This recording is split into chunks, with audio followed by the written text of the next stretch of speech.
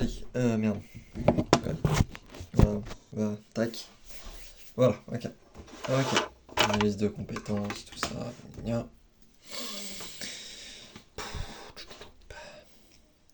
En entrant à 3S, je me sentais illégitime. J'écrivais dans mon coin sans demander le moindre retour, souhaitant éviter tout commentaire désobligeant et n'oser imposer mon travail pour les totems.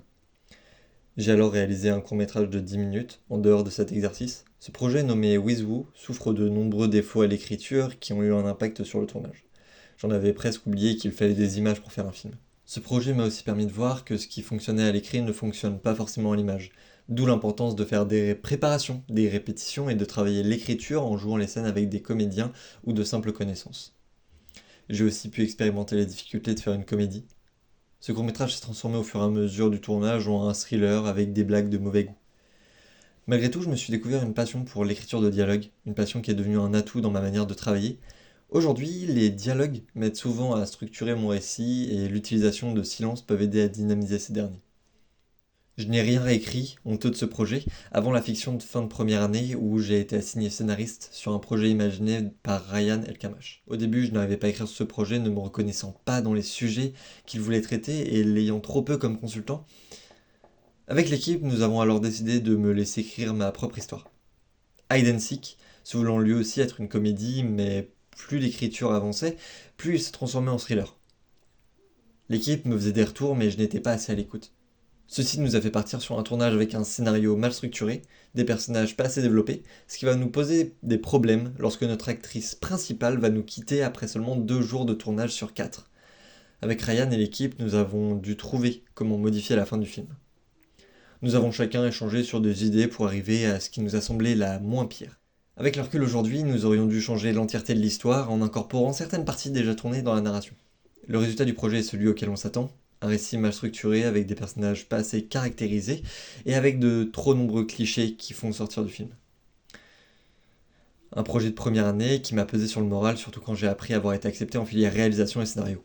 Mon sentiment d'illégitimité a grandi et la pression m'a fait perdre mes moyens, ce qui m'a fait abandonner tous mes projets et m'a fait abandonner l'écriture pendant 2 mois.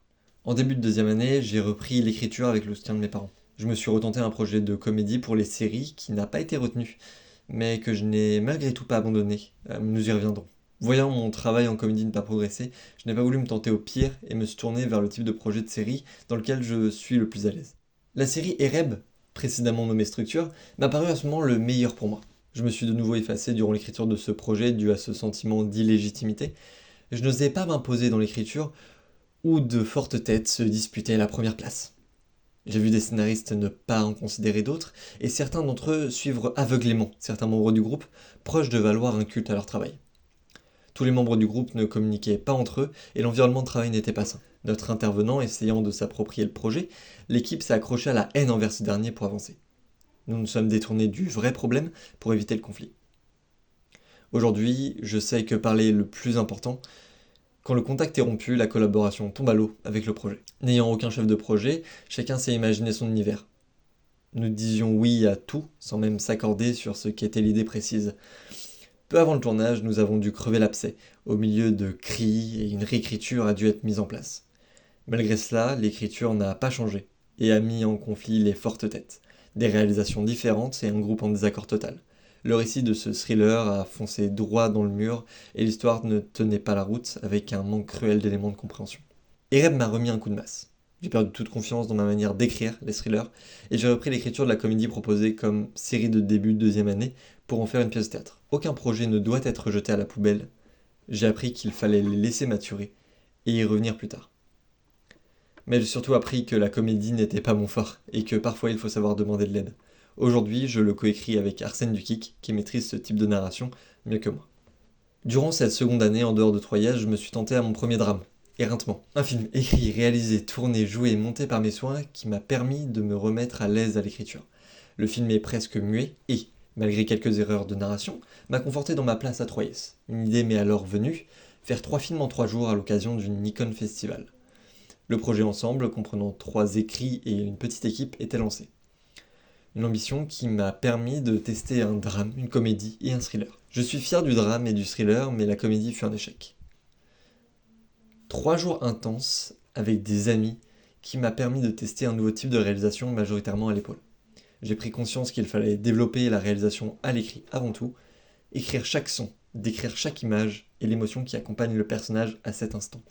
Ces projets m'ont permis d'affiner ma plume et de travailler au mieux avec mes acteurs pour les faire rentrer dans l'histoire.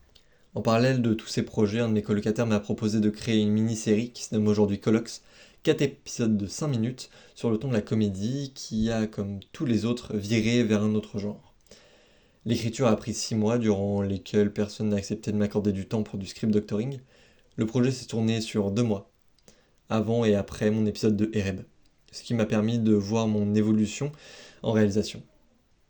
Au montage, j'ai pu voir qu'il manquait un début au récit. L'histoire commençait à l'épisode 2 et l'épisode 1 était un fouillis qui ne présentait pas les personnages. Le format de série ne collait plus au projet, qui ne lançait personne dans l'histoire. Le projet est alors devenu un court-métrage de 15 minutes, dans lequel il y a de bonnes idées. À l'annonce du Nikon Festival, j'ai vu une occasion d'appliquer ce que j'ai appris sur ces 2 années à 3S. J'ai écrit et réalisé La Poubelle à souvenirs. J'ai pu demander des retours en écriture et travailler avec mes acteurs à ma manière pour un résultat qui me satisfait amplement. J'ai repris confiance en mes écrits et me suis remis sur différents projets, notamment ce qui deviendra mon CM2. La 3e année a débuté avec l'association des scénaristes aux réalisateurs. Sur la réserve, j'ai dû m'associer à un projet qui me faisait peur, Pégase, non pas de par son envergure, mais de par les idées de son réalisateur. Un projet compliqué qui, dans les premières versions d'écriture, prenait des idées opposées aux miennes. J'ai ainsi appris que le travail du scénariste est pour le projet, et on a dû rediriger le récit vers une histoire plus respectueuse de la femme.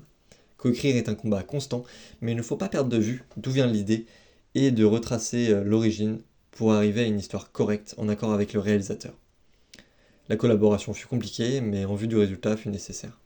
Ce qui a réellement été une révélation pour moi, ce sont les poules d'écriture. Aider les gens dans leurs projets en échangeant des références artistiques. Que ce soit pour les CM1 ou les CM2, j'ai pu développer mon regard sur les écrits des autres qui parfois me donnaient des idées pour mes propres histoires. Il m'a fallu aussi mieux écouter et accepter les retours en essayant de faire le tri pour aller dans le sens du film. Avec l'expérience de mon stage de 2e année, j'ai pu mettre en pratique le langage et ma manière de faire des retours à mes camarades, mais aussi prendre du recul sur les propos parfois blessants et non maîtrisés de ces derniers. Le CM1 n'est pas la seule coécriture qu'il y a eu en cette 3e année. La série d'animation m'a remis un coup de massue, nous obligeant à être comiques. Durant 2 années, ce fut un échec et aujourd'hui je ne maîtrise toujours pas ce type d'écriture. Face à nous, les référents jouaient les producteurs jamais satisfaits. Mon regret est d'avoir dit oui à tous leurs retours. Même si parfois ils étaient incohérents ou simplement leurs idées n'allaient pas dans le sens du projet, on s'adaptait à eux pour finir avec une mauvaise note. Beaucoup d'efforts et des nuits à ne pas dormir me font avoir du ressentiment envers eux, mais comme toute relation pro, on garde le sourire et on dit oui. Durant l'année, 2 projets de court-métrage, écrits chacun en 2 jours, m'ont conforté dans mon travail. Il y a d'abord eu Pour toi, un thriller qui m'a permis de me remettre à la réalisation. Casanière m'a permis, quant à lui, de tester le cinéma d'horreur. Beaucoup de défauts à l'écriture et la réalisation, mais certaines idées méritent d'être reprises. Je vais finir cette partie de dossier avec le dernier projet abouti. Chimère de jet était une idée qui allait finir à la poubelle. L'idée originale avait un concept, mais ce n'est pas ce que je voulais raconter.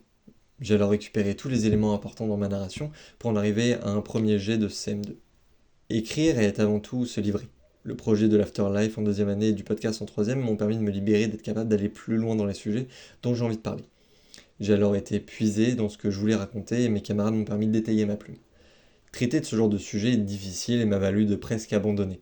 Le travail avec les acteurs de première année m'a permis de revoir la direction de jeu de mes protagonistes d'un nouvel œil et m'a relancé dans l'écriture. Il m'a fallu me détacher de l'histoire et ajouter des éléments qui m'ont permis de raconter autrement et mieux. Je ne me suis pas restreint et j'ai raconté ce que je souhaitais sans penser à une quelconque production. Se bloquer risque de donner l'impression de ne pas assumer son projet et va nous entraver pendant l'écriture.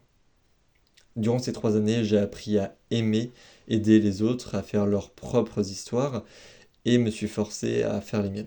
J'ai appris à assumer ma passion pour les films de genre, ce qui m'a libéré dans ma manière d'écrire et mon travail. Ce que l'on m'a présenté comme un métier solitaire m'a permis de trouver des compagnons de voyage pour la suite.